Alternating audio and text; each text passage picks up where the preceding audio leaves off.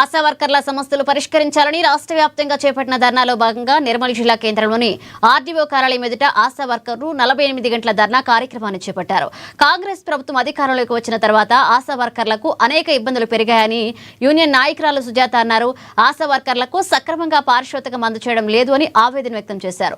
Assembly budget సమావేశాల్లో ఆశా వర్కర్ల సమస్యలను ప్రస్తావించి తక్షణమే పరిష్కరించాలని రాష్ట్ర ప్రభుత్వాన్ని హెచ్చరించారు.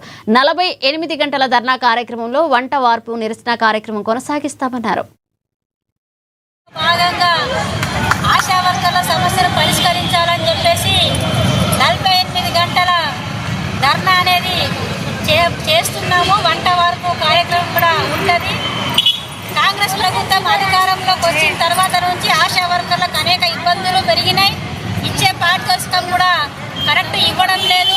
కాబట్టి ఈ రోజు నుంచి అసెంబ్లీ బడ్జెట్ సమావేశాలు ఉన్నాయి కాబట్టి